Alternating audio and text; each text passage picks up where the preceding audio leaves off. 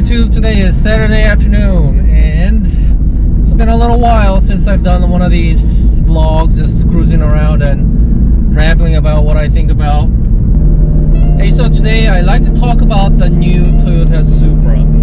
I'd like to take this time and not just talk about Toyota Supra, and more so what's happening with JDM market, and is it really their fault of not providing us enthusiasts of what we want, versus just should they be doing what we want? And I've been frustrated for a while because God knows everyone been waiting for new RX-7 and again the new S2000s, the new Supra, the good old days of when Japanese were building these incredible cars that everyone wanted, wanted a piece of it. Again, I'm sure you guys saw the new release of the Supra, and well, it's a leak of how it looks, and obviously now we know what's inside of the car, what the powertrain is like, and nobody is happy about it. One, the biggest thing is they're not bringing the manual, and it's not even a dual clutch transmission. It is good old ZF 8-speed automatic. It's the same transmission that's in any regular 3 Series, or any 5 Series, or any corner boxes.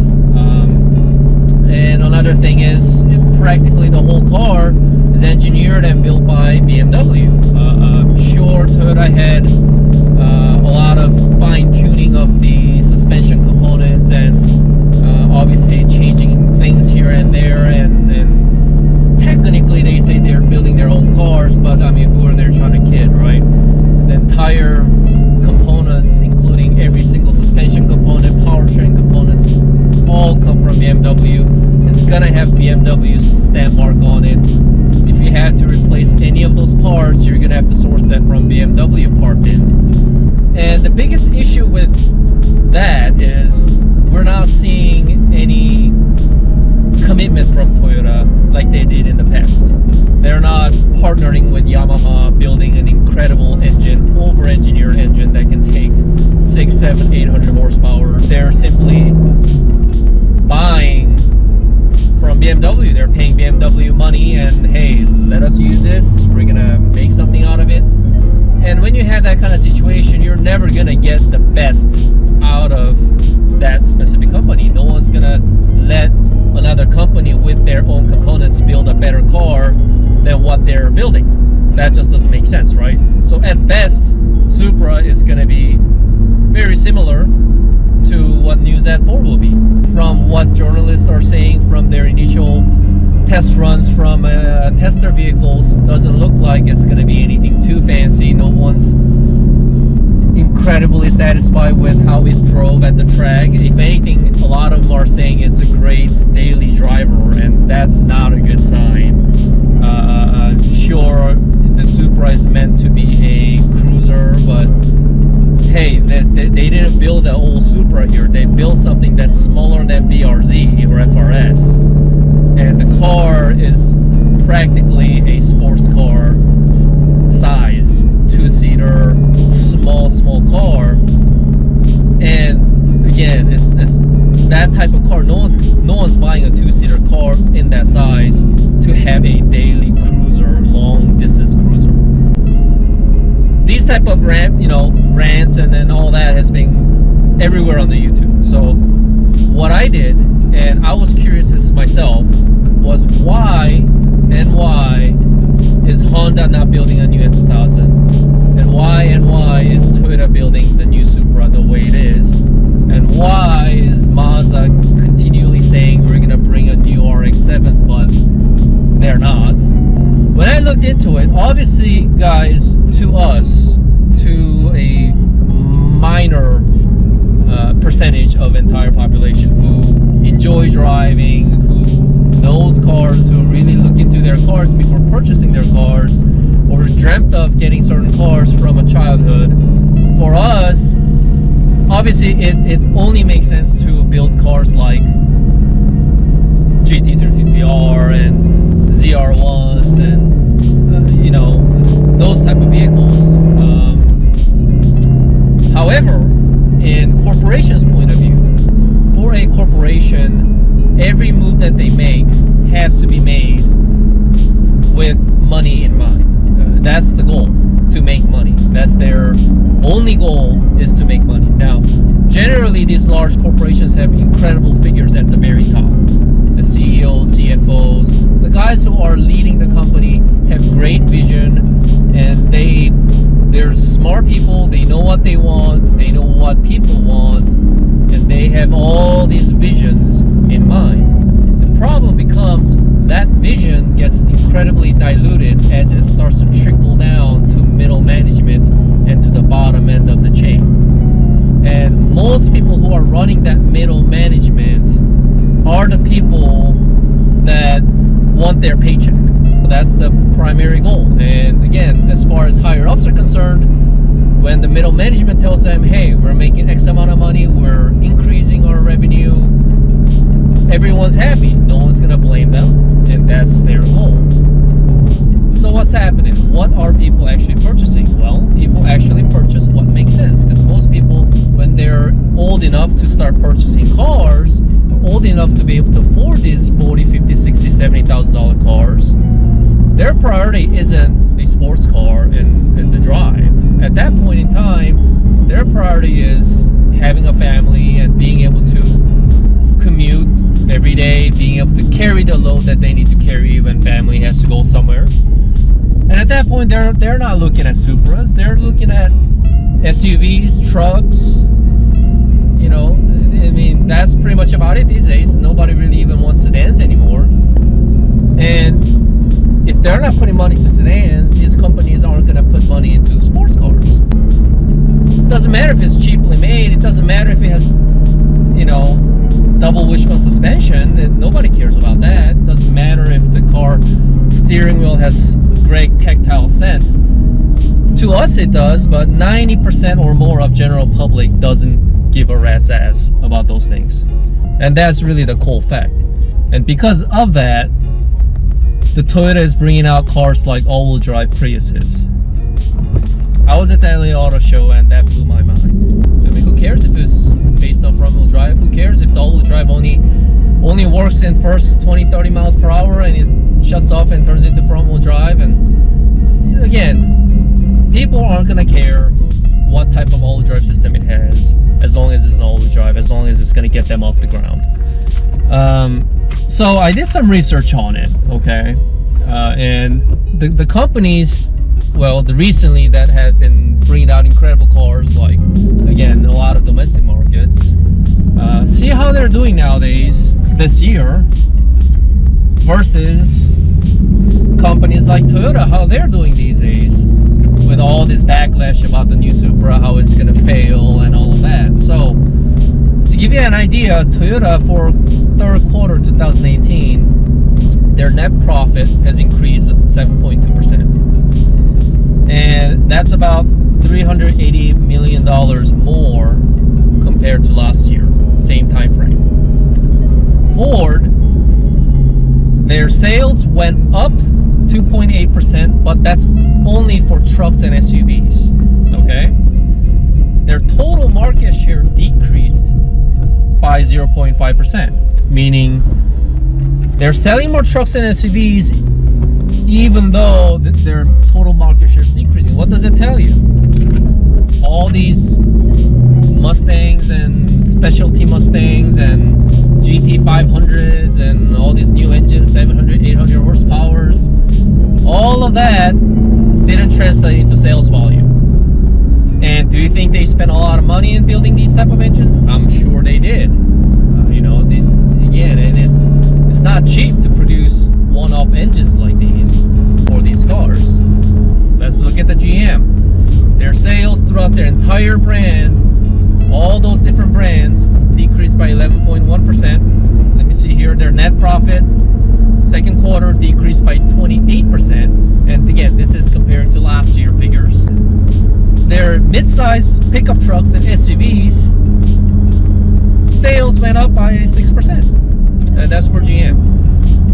So they're losing money compared to last year. Again, they're the ones who brought that incredible Camaro 1LEs,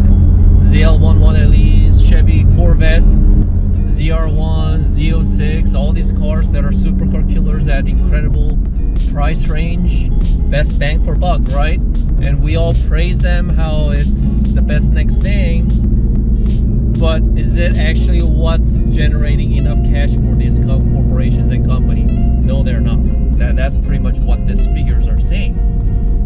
So what's going to happen? Ultimately, this is not going to continue, because down the road, they need money to survive.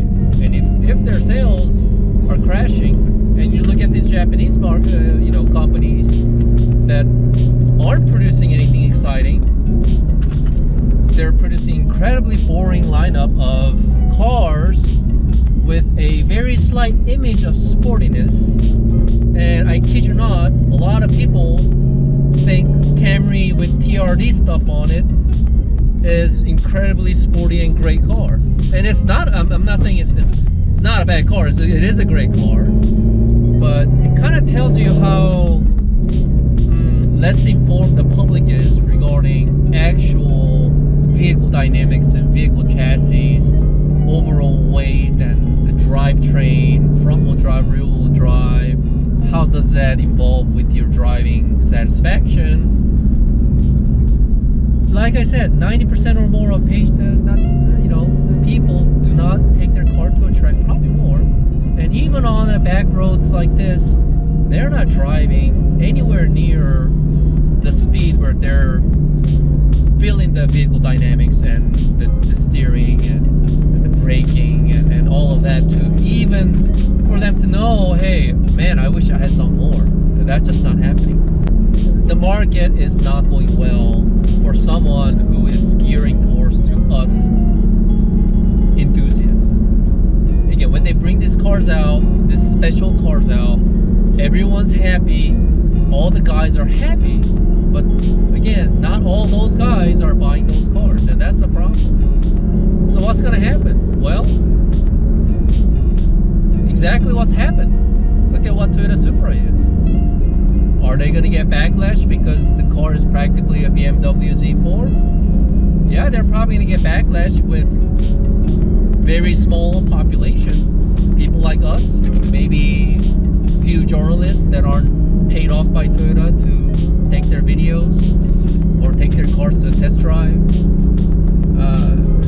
And that's going to be about it. Majority of the people are still going to be happy because it's a Supra.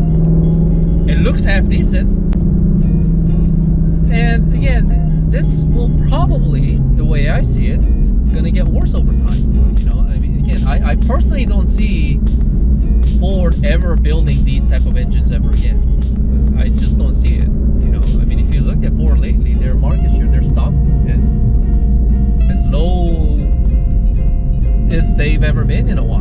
And again, it just doesn't make sense for them to R&D into all these cars, all these sports cars. They're just going to build more SUVs, different size SUVs, super compact, mini compact, large, medium, biggie size, mini compact SUV. I have no idea. There's probably going to be 8-9 different SUVs out there, with probably 2-3 of them being all electric, hybrid, all that. And again, it's fine. They need to make money, but hey, where does it leave us? I guess at that point, people like us are going to have to pretty much look at brands that only attract enthusiast buyers, things like Porsche, and again, the higher up brands that already have that market share for those people, and they can afford to research R&D into those cars because their still sales volume is high enough for them to keep driving the cars. Even Porsche, before they start making the Cayenne and Panamera, they were in the brink of pretty much failure.